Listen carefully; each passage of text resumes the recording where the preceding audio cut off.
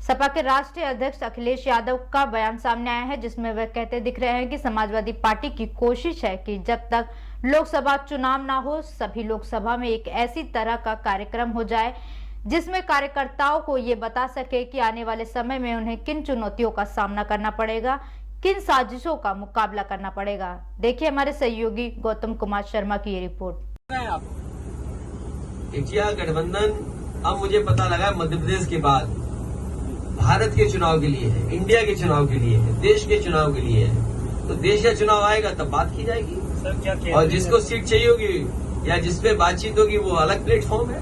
तो लेकिन ये सवाल ये है, क्रेडिबिलिटी का है कि अगर कांग्रेस इसी तरह का व्यवहार करेगी तो कौन उनके साथ खड़ा होगा। इसलिए मैं कोई राय सुझाव नहीं दे रहा हूं कांग्रेस पार्टी, लेकिन देश के सामने बड़ी चुनौती है। बीजेपी बड़ी पार्टी है, बीजेपी बहुत ऑर्गेनाइज्ड दल है, इसलिए उसके मुकाबले के लिए कोई भी कंफ्यूजन किसी दल के अंदर नहीं होना चाहिए। अगर कंफ्यूजन के साथ आप चुनाव लड़ोगे बीजेपी से तो आप कामयाब नहीं होंगे। पार्टी बना ली है जो पीडीए की जरूरत पड़ गई। सर, मेरे साथी पीडीए पहले बना, इंडिया बाद में बना, और उसके बाद मैंने कई मौकों पर कहा कि इंडिया गठबंधन जरूर है लेकिन हमारी स्ट्रेटेजी पीडीए है और पीडीए ही एनडीए को हराएगा। जहां तक सवाल प्रदेश में जहां चुनाव हो रहे हैं, ये बात इंडिया गठबंधन को साफ कर देनी चाहिए थी कि प्रदेश इस दस पर कोई समझौता नहीं होगा। मुझे लगा जब मध्य प्रदेश के नेता ने और उनके जो पूर्व मुख्यमंत्री रहे, उन्होंने हमसे जब बात की और कहा कि आप किन सीटों को चाहते, तो मैंने उत्तर प्रदेश में या मध्य प्रदेश में जो समाजवादी पार्टी की परफॉर्मेंस थी समय समय के चुनाव में, वो पूरी परफॉर्मेंस भेज दी।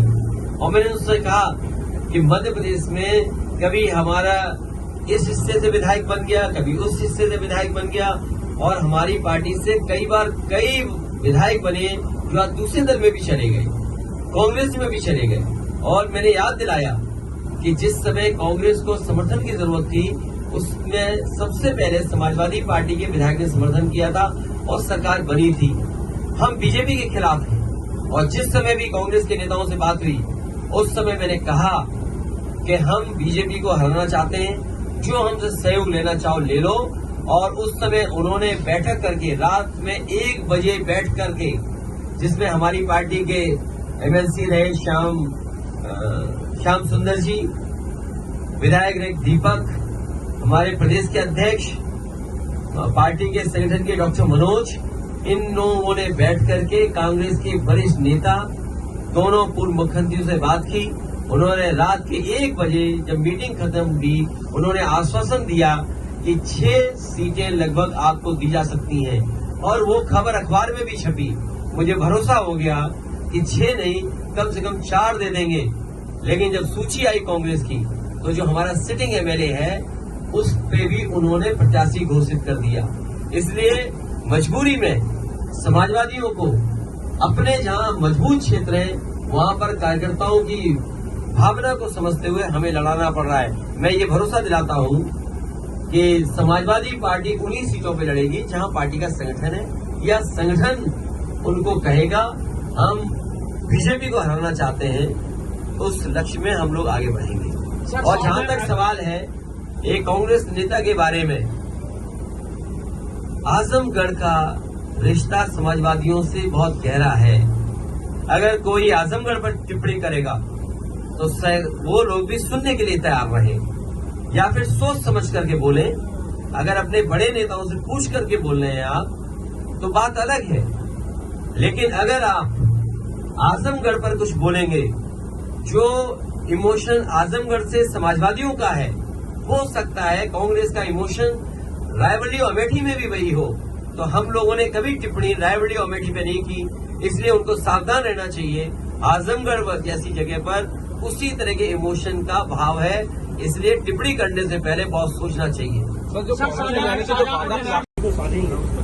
मैं अपील करूंगा आपके माध्यम से कि हमारे यहाँ संगठन की जो महिलाएं हैं वो कोई अभियान ऐसा चलाएं जिससे महिलाओं को और लड़कियों को जोड़ा जा सके, छात्राओं को। मुझे उम्मीद है यहाँ का संगठन हमारा अभियान चला करके जोड़ेगा।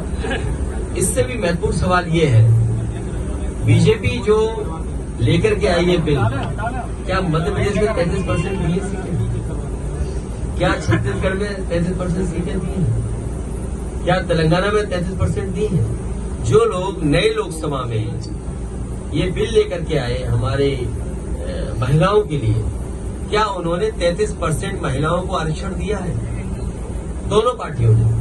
तो ये स्कैम में आना ना आना एक महत्वपूर्ण बात हो सकती है, लेकिन उससे भी महत्वपूर्ण बात यह है कि तेलंगाना, मध्य प्रदेश, छत्तीसगढ़ और जिन जिन प्रदेशों में चुनाव हो रहा है, राजस्थान में, क्या वहां पर बीजेपी ने और कांग्रेस ने या अन्य दलों ने 33% महिलाओं को आरक्षण दिया है?